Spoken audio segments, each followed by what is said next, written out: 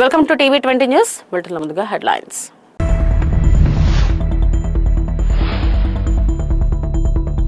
న్యూఢిల్లీలో 12వ బ్రిక్స్ పర్యావరణ మంత్రుల సమావేశం.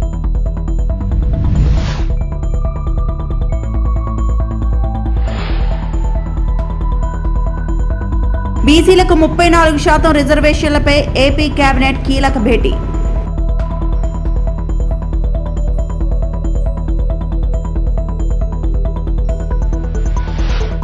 అర్చకులు వేద పండితుల నియామకాలపై మంత్రి ఆనం సమాధానం.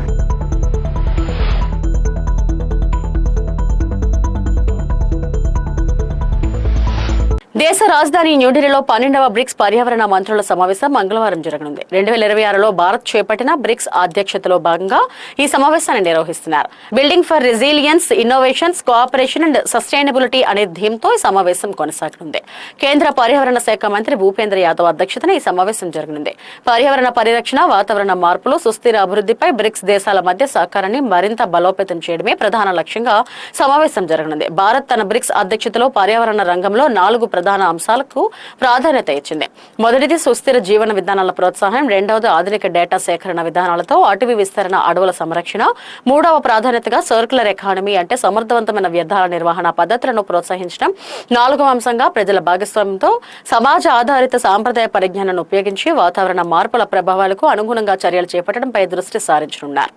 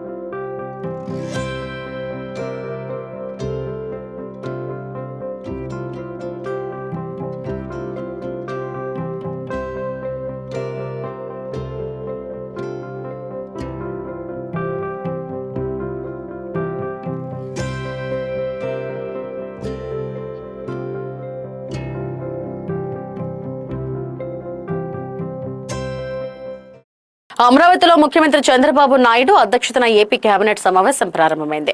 రానున్న స్థానిక సంస్థల ఎన్నికల్లో బీసీలకు 34% రిజర్వేషన్లు అమలు చేయడమే ప్రధాన అజెండాగా ఆ సమావేశం కొనసాగుతుంది. స్థానిక సంస్థల ఎన్నికల్లో బీసీలకు 34% రిజర్వేషన్లు సమర్థవంతంగా అమలు చేసే విధానంపై మంత్రివర్గం చర్చించనుంది. రిజర్వేషన్ల అమలుకు అవసరమైన చర్యలు, న్యాయపరమైన అంశాలు ఎన్నికల ప్రక్రియపై కేబినెట్ లో చర్చించే అవకాశం ఉంది. బీసీలకు ఇచ్చిన హామీ మేరకు 34% రిజర్వేషన్లు అమలు చేసే దిశగా ప్రభుత్వం కీలక నిర్ణయాలు తీసుకునే అవకాశం ఉంది.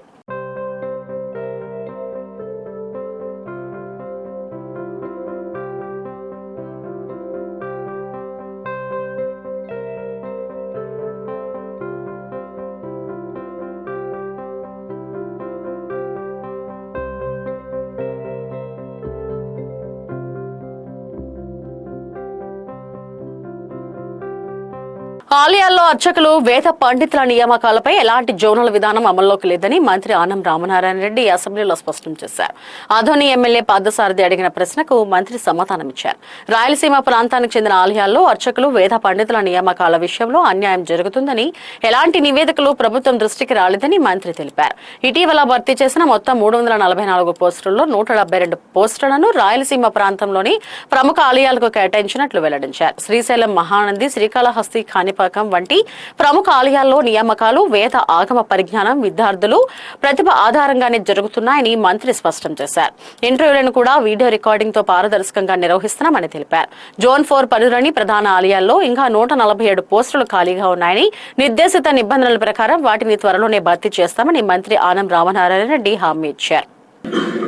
వచ్చినటువంటి ప్రశ్నలు వేరుగా ఉన్నాయి అధ్యక్ష. ఇక్కడ తమరి దృష్టికి తీసుకురావాల్సింది, రాష్ట్రంలోని దేవాలయాల్లో అర్చకులు, వేద పండితులు, పరిచారికలు మరియు ఇతర ధార్మిక సిబ్బంది నియామకాల్లో జోనల్ విధానం అమల్లో ఉందా అన్నారు అధ్యక్ష. లేదండి అని చెప్పాను అధ్యక్ష. రెండవ బి ప్రశ్న, ప్రధాన దేవాలయాల్లో నియామకాల్లో రాయలసీమ ప్రాంతానికి అర్చకులు వేద పండితులకు అన్యాయం జరుగుతున్నట్లు ప్రభుత్వం దృష్టికి వచ్చిందా అన్నారు అధ్యక్ష. అధ్యక్ష, ఇవాళ 344 పోస్టులు ప్రకటించుంటే 172 పోస్టుల్ని రాయలసీమలో ఉన్నటువంటి ప్రధాన ఆలయాల్లోనే ఫిలప్ చేస్తున్నాం అధ్యక్ష. అలాగే సి ప్రశ్న అధ్యక్ష, శ్రీశైలం, మహానంది, శ్రీకాళహస్తి, కాణిపాకం వంటి ప్రధాన ఆలయాల్లో నియామకాల్లో స్థానికులకు ప్రాధాన్యత ఇచ్చేందుకు తీసుకున్న చర్యలేంటి? అధ్యక్ష, ఈ ప్రధాన ఆలయాలైన వీటి దగ్గర ఖాళీలు ఏర్పడ్డప్పుడు వచ్చినటువంటి ఖాళీలకు అనుగుణంగా ప్రకటనలు తీసుకునేటప్పుడు ఆయా ప్రాంతాల్లో ఉన్నటువంటి వేద పండితులకి అలాగే ఆగమ పండితులకే ప్రాధాన్యత ఇస్తున్నాం అధ్యక్ష. దానిలో ఏ ప్రాంతం వాళ్ళు అనే దానికన్నా పూర్తి మెరిట్లో చేయడం జరుగుతుంది అధ్యక్ష.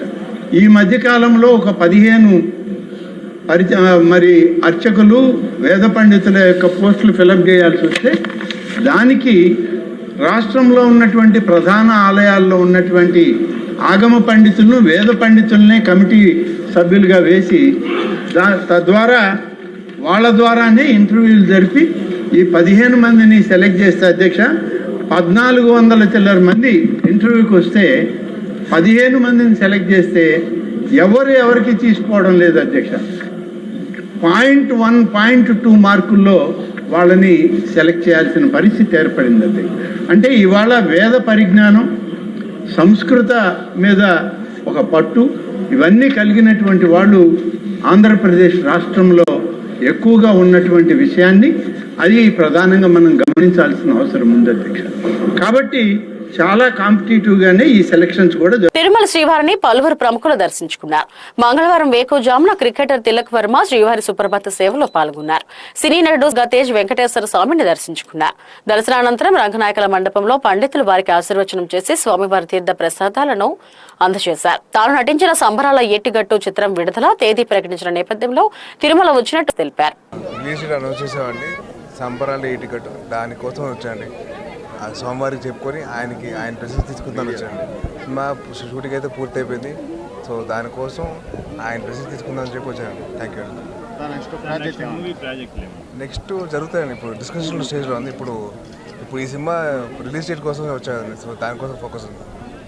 అసెంబ్లీ సమావేశాలకు హాజరు కాని వైసీపీ ఎమ్మెల్యేలపై స్పీకర్ చర్యలు తీసుకోవాలని కర్నూలు టీడీపీ నేత సోమిశెట్టి వెంకటేశ్వర్లు కోరారు. ప్రజా సమస్యలపై చర్చించి వాటి పరిష్కారానికి అసెంబ్లీ సమావేశాలు జరుగుతుంటే ఎమ్మెల్యేగా గెలిపించిన ప్రజలకు అసెంబ్లీకి రాకుండా ఎలా సమాధానం చెబుతారని మాజీ ముఖ్యమంత్రి వైఎస్ జగన్మోహన్ రెడ్డిని ప్రశ్నించారు. డీఎస్సీ నియామకాలపై మంత్రి నారా లోకేష్ పై ఆరోపణలు చేయడం, వైసీపీ నాయకులతో ధర్నాలు చేయించడం కాదని, ఆరోపణలు ఉంటే అసెంబ్లీకి వచ్చి మాట్లాడాలని అన్నారు. గెస్ట్ హౌస్ లో కూర్చొని ఆరోపణలు చేయడం, అసెంబ్లీకి హాజరు కాకపోవడం, ఎమ్మెల్యే పదవిని గౌరవించకపోవడమేనని విమర్శించారు. అసెంబ్లీకి హాజరు కాని ఎమ్మెల్యేలపై చట్టపరమైన చర్యలు తీసుకోవాలని స్పీకర్ ను కోరారు. డీఎస్సీపై నిరాధార ఆరోపణలు చేస్తూ అభ్యర్థుల జీవితాలతో ఆటలు ఆడవద్దని సోమిశెట్టి వెంకటేశ్వర్లు అన్నారు. గత ఎన్నికల్లో వైసీపీకి 11 సీట్లు మాత్రమే ఇచ్చిన ప్రజలు వచ్చే ఎన్నికల్లో మరింత గుణపాఠం చెప్పే అవకాశం ఉందని వ్యాఖ్యానించారు. వైసీపీ పాలనపై ప్రజలు అసంతృప్తితో ఉన్నారని, ప్రజల సమస్యల పరిష్కారంపై దృష్టి పెట్టకుండా రాజకీయ ఆరోపణలు చేయడం సరికాదని సోమిశెట్టి వెంకటేశ్వర్లు విమర్శించారు. నమస్కారం. రాష్ట్ర ప్రజలందరికీ విజ్ఞప్తి చేస్తున్నాను. 5 కోట్ల ఆంధ్ర ప్రజానీకానికి నేను కోరేది ఒకటే. గత జరిగిన ఎన్నికల్లో 2024లో తెలుగుదేశం పార్టీ, వైఎస్ఆర్ పార్టీ పోటీ. వైఎస్ఆర్ పార్టీ చిత్తుగా ఓడిపోయింది. 164 సీట్లు తెలుగుదేశం పార్టీ గెలిపించారు. వైఎస్ జగన్మోహన్ రెడ్డి పార్టీకి 11 సీట్లు మాత్రమే ఇచ్చారు. ఆ 11 కూడా ఎందుకు ఇచ్చారు? కొంతమంది ఎమ్మెల్యేలు వాళ్ళ నియోజకవర్గ సమస్యలుంటే సమస్యలు తీసుకుపోయి అసెంబ్లీలో ప్రభుత్వంతో పోరాడి మాకు ఏదైనా పని చేస్తారనే ఉద్దేశం ఆ 11 మంది కూడా గెలిపించారు, వాళ్ళ 11 మందిని. అయితే ఈ దుర్మార్గుడు వైఎస్ జగన్మోహన్ రెడ్డి నన్ను గెలిపించారు, అయిపోయింది, నాకేం పని, ఇంకా ప్రజలకు అయిపోయింది, ఇంకా నాకు ప్రజలంటే లెక్క లేదు, మళ్ళా వాళ్ళే సచ్చినట్ట డబ్బులు ఇస్తే వాళ్ళే గెలిపిస్తారు అని చెప్పి మొండిగా అసెంబ్లీ సమావేశాలు పెడితే అసెంబ్లీకి పోడు. అసెంబ్లీ సమావేశాలు వచ్చే వాళ్ళ బాధలు ప్రజల బాధలు ఏదైనా ఉంటే అసెంబ్లీ దృష్టికి తీసుకుపోయి ప్రభుత్వ దృష్టికి తీసుకుపోయి ఆ సమస్యలు తీర్చేదానికి పట్టే వ్యక్తి కాదు, దుర్మార్గుడు. ఇంత దుర్మార్గమైన వ్యక్తి ఎప్పుడు చూడలేదు మేము. ప్రజల సమస్యలంటే పెడచెవిని పెట్టకుండా గాలికి వదిలేటువంటి జగన్మోహన్ రెడ్డి, నీవు సిగ్గు తెచ్చుకో. నిన్న మొన్నటి వరకు ఈరోజు లోకేష్ గారు మంత్రివర్యులు, మా గౌరవ మంత్రివర్యులు లోకేష్ గారి పైన డిఎస్సి మోసం చేసిండ్రు, లంచాలు తీసుకున్నారు, దగా చేశారని చెప్పేసి రాష్ట్రమంతా ఏదో ధర్నా చేయించావు, బజార్లో ఎమ్మడి తిప్పావు నీ మనుషులను, నీ యొక్క రౌడీల మాదిరి తిరిగారు. కానీ డిఎస్సి విషయంలో అక్కడ ఉన్నటువంటి ఉద్యోగాలు సంపాదించుకున్న డిఎస్సి వాళ్ళందరూ కూడా. తిరుపతిలో వైఎస్ఆర్సీపీ రాష్ట్ర అధికార ప్రతినిధి టీటీడీ మాజీ చైర్మన్ భూమన కరుణాకర్ రెడ్డి మీడియా సమావేశం నిర్వహించారు. ఈ సందర్భంగా కూటమి ప్రభుత్వంపై ఆయన తీవ్ర ఆరోపణలు చేశారు. చంద్రబాబు, నారా లోకేష్ ఆదేశాలతో రాష్ట్రంలో రెడ్ బుక్ రాజ్యాంగం నడుస్తుందని ఆరోపించారు. వైఎస్ఆర్సీపీ నాయకులు, కార్యకర్తలపై కక్షపూరితంగా తప్పుడు కేసులు నమోదు చేస్తున్నారని విమర్శించారు. తన కుటుంబానికి సంబంధించిన భూముల విషయంలోనూ ప్రభుత్వం తనను వేధిస్తుందని భూమన ఆరోపించారు. జిల్లా కలెక్టర్ ఎస్పీకి రాసిన లేఖలో తనను అవమానకరమైన పదజాలంతో పేర్కొన్నానని అన్నారు. ఆ లేఖ ఆధారంగా ఎస్పీ తిరుచానూరు పోలీస్ స్టేషన్ కు మెమో జారీ చేశారని తెలిపారు. ఆ తర్వాత ఆగస్టు 12న కలెక్టర్ ఫిర్యాదుదారుగా తనపై క్రైమ్ నెంబర్ 253/2026 కింద కేసు నమోదు చేశారని చెప్పారు. ఈ కేసుపై తాము హైకోర్టును ఆశ్రయించామని, విచారణ సందర్భంగా కలెక్టర్ లేఖలో ఉపయోగించిన భాషపై న్యాయస్థానం అభ్యంతరం వ్యక్తం చేసిందని భూమన తెలిపారు. తనపై తదుపరి చర్యలు తీసుకోకూడదని హైకోర్టు ఆదేశాలు జారీ చేసిందని ఆయన పేర్కొన్నారు. ప్రభుత్వం తనపై కక్ష సాధింపు చర్యలకు పాల్పడుతుందన్న ఆరోపణలను భూమన పునరుద్ఘాటించారు. మెమోని ఈ సిఐ గారు ఈ వెంకటేశ్వర ప్రసాద్ అనేటువంటి వ్యక్తిని సెక్యూర్ చేశారు. పట్టుకొని ఆయన చేత నా మీద క్రిమినల్ కేసు, ఏం కేసు, అదే క్రైమ్ నంబర్లో సెక్షన్లు మార్చి కేసు రిజిస్టర్ చేశారండి. ఎలా, టైం ఏం రాసినారు? మొదటిది కలెక్టర్ ఇచ్చినటువంటి కంప్లైంట్ ఆన్ 12. మళ్ళీ ఈ వెంకటేశ్వర ప్రసాద్ నాయుడు అనేటువంటి వ్యక్తి చేత ఇచ్చినటువంటి కంప్లైంట్ కూడా 12వ తారీఖునే. మొదటి కేసు రిజిస్టర్ చేసింది 12వ తారీఖున సాయంకాలం 5 గంటలకి. అంత తమాష అనిపిస్తుంది. ఎంత దుర్మార్గమో కూడా ఇందులో దాగుంది. కలెక్టర్ ఇచ్చిన కంప్లైంట్ మీద కేసు రిజిస్టర్ చేసింది 12వ తారీఖు సాయంత్రం 5 గంటలకి. ఆ తర్వాత మార్చుకొని కంప్లైంట్ 12వ తారీఖునే అని 12వ తారీఖున 5 గంటలకే కొత్తన ఎఫ్ఐఆర్ సేమే కొత్త సెక్షన్తో కేసు రిజిస్టర్ చేశారు. ఇక్కడే అసలు మెలికున్నది. నేను ఒక ప్రశ్న ఇప్పుడే వేసేస్తున్నా. లోకేష్ రెడ్ బుక్ రాజ్యాంగం ఎలా నడుస్తుంది అని చెప్పడానికి ఇందులో చాలా స్పష్టంగా ఆ SHO I secured Shri Cherukuri Venkata Prasad అని ఆ ఎఫ్ఐఆర్ లో ఉన్నది. అంటే పట్టుకున్నాడు. పట్టుకొని 12వ తారీఖు సాయంత్రం కేసు పెట్టినాము అని అన్నారు. నేను ఒక సవాల్ విసురుతున్నా ఇక్కడ. 12వ తారీఖున నిజంగా అతన్ని పట్టుకున్నారు మీరు.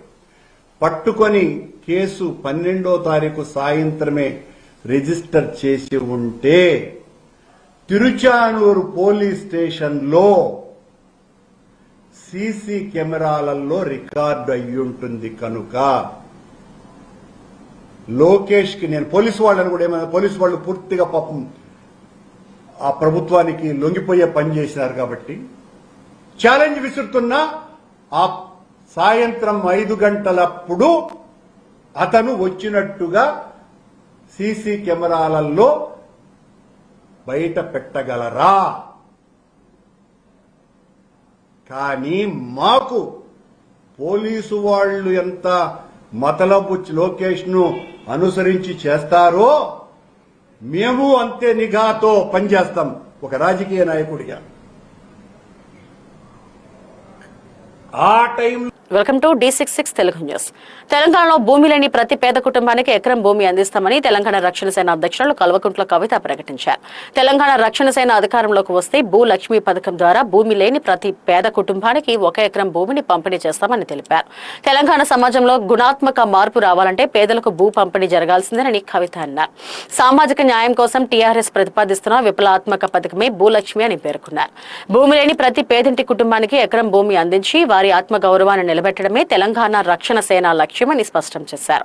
ఇదే సమయంలో ముఖ్యమంత్రి రేవంత్ రెడ్డి ప్రభుత్వంపై కవిత తీవ్ర స్థాయిలో విమర్శలు చేశారు. తెలంగాణలో రేవంత్ రెడ్డి రాక్షస రాజ్యం కొనసాగుతుందని ఆరోపించారు. పేదలకు భూమి, ఆత్మగౌరవం, సామాజిక న్యాయం అందించడమే తెలంగాణ రక్షణ సేనల లక్ష్యమని కల్వకుంట్ల కవిత స్పష్టం చేశారు. తెలంగాణ రక్షణ సేన అధికారంలోకి వస్తే ఖచ్చితంగా భూమి లేని ప్రతి పేద ఇంటికి కూడా కుటుంబానికి 1 ఎకరం చొప్పున మేము భూలక్ష్మి పథకం పేరుతోని భూ పంపిణీ చేయడం జరుగుతుంది. నేనే అధికారంలోకి వచ్చేదాకా ఆగాలి, అప్పటి వరకు పేదలు పేదగా ఉండాలి అనట్లే. కాంగ్రెస్ ప్రభుత్వం భూ పంపిణీ కార్యక్రమం మొదలు పెడితే మొదటి వరుసలో నిలబడి మేమే పంపిణీ చేస్తాం. 1 ఎకరం లేనటువంటి పేదల గురించి వాళ్ళు నేను అప్పీల్ చేస్తూ ఉన్నా, వాళ్ళ గురించి మాట్లాడుతూ ఉన్నా. సామాజిక న్యాయ సాధన జరగాలంటే ముందు భూమి ఉండాల్సిందే. ఒక గ్రామంలో పరిస్థితి ఇమాజిన్ చేసుకోండి. భూమి లేనివాడికి ఎంత విలువ ఉంటుంది, భూమి ఉన్నవాడికి ఎంత విలువ ఉంటుంది. పిల్లనియాలంటే ఏం అడుగుతారు? ఇల్లుందా, భూమి ఉందా, జాగుందా అని అడుగుతారు. ఆ విలువ ఉండద్దా, సామాజిక గౌరవం ఉండద్దా? దానికోసం నేను ప్రయత్నం చేస్తూ ఉన్నా. దయచేసి ఈ విషయాన్ని అర్థం చేసుకోవాల్సిందిగా మా మేధావర్గాన్ని అప్పీల్ చేస్తూ ఉన్నా. నేను సామాజిక న్యాయం జరగాలి తెలంగాణలో అంటే అది పొలిటికల్ స్లోగన్ కాదు. విప్లవాత్మకమైన గుణాత్మకమైన మార్పు కోసమే తెలంగాణ రక్షణ సేన ముందొచ్చింది. దానికోసం ప్రయత్నం చేస్తుంది. మరి భూలక్ష్మి పథకం కోసం మా ఆడబిడ్డలంతా కూడా ఆలోచన చేయాలి. మీ ఆడబిడ్డగా సమాజంలో గౌరవం సాధించాలంటే ప్రతి కుటుంబానికి కనీస ఆస్తి ఉండాలి, 1 ఎకరమన్న జాగు ఉండాలని బలంగా నమ్మే వ్యక్తిగా నేను ఈ పథకాన్ని ప్రవేశపెడతా ఉన్నా. మీ అందరి సంపూర్ణ మద్దతు, ఆశీర్వాదం తెలంగాణ రక్షణ సేనకు ఉంటుందని చెప్పి భావిస్తున్నా. నిజంగా 1 సెకండ్ ఆలోచిద్దాం. యాజ్ హ్యూమన్ బీయింగ్స్, 1 అర్ధ గజం భూమి ఉంటే, 1 గుంట భూమి ఉంటే ఎంత కాన్ఫిడెన్స్ ఉంటుంది. నేను ఉట్టిగా నిర్ణయం తీసుకోలేదండి. దాదాపు 2 నుంచి 3 వేల మంది మహిళలతో ఇంటరాక్ట్ అయ్యి, పేద మధ్యతరగతి అగ్రవర్ణాల్లో ఉన్న పేదవాళ్ళతో అందరితో ఇంటరాక్ట్ అయిన తర్వాత వాళ్ళని అడిగిన నేను ఏం కావాలి అంటే, మేము రేపు చచ్చిపోతే మమ్మల్ని ఏడగాలేయాలి, 6 అడుగుల భూమి లేదు మాకు అని బాధపడుతున్న పరిస్థితి నేను చూసిన. అట్లా అనేకమైన అంశాలు చూసిన తర్వాత, చాలా రిపోర్ట్ స్టడీ చేసిన తర్వాత, ల్యాండ్ అవైలబిలిటీ చెక్ చేసిన తర్వాత, పాసిబిలిటీ చెక్ చేసిన తర్వాత మాత్రమే నేను ఈ ప్రపోజల్ పెడతా ఉన్నాను. 1 ఏకర్ 1 ఫ్యామిలీ ఇవ్వగలుగుతాం. ఉంది ల్యాండ్, ఇచ్చే మనసు ఉండాలి. రేపు మేము వచ్చిన తర్వాత పరిపాలన అమ్మ మనసుతో జరుగుతుంది కాబట్టి అందరికీ కూడా, పేదవారందరికీ ఖచ్చితంగా దొరుకుతుంది. ఎందుకంటే గౌరవం ఇవ్వాలి, గౌరవం రావాలి అంటే ల్యాండ్ ఓనర్షిప్ ఉండాల్సిందే. అది ఇవ్వాలంటే కూడా మనకు నచ్చినా నచ్చపోయినా భూమి లేనో తీరు చూస్తారు, భూమి ఉన్నో తీరు చూస్తారు. అది ఊర్లో అయినా, సిటీలో అయినా, ఎక్కడైనా విలువ అనేటటువంటిది, సామాజిక విలువ అనేది ఆస్తిపాస్తులతో చూస్తారు. ఆ ఆస్తిని క్రియేట్ చేద్దామని నేను ప్రపోజల్ చేస్తాను. గవర్నమెంట్ ముందు, ప్రజల ముందు, మేధావుల ముందు ఈ ప్రపోజల్ పెడుతున్నాం. మా పార్టీ నుంచి ఈ అంశాన్ని సీరియస్గా తీసుకుంటాం. రేపటి నాడు అధికారంలోకి వచ్చినాక దాన్ని అమలు చేస్తామనే మాట ఇస్తా ఉన్న తెలంగాణ సమాజానికి. ఇవి ఇప్పటివరకున్న బులెటిన్ అప్డేట్స్. నమస్తే.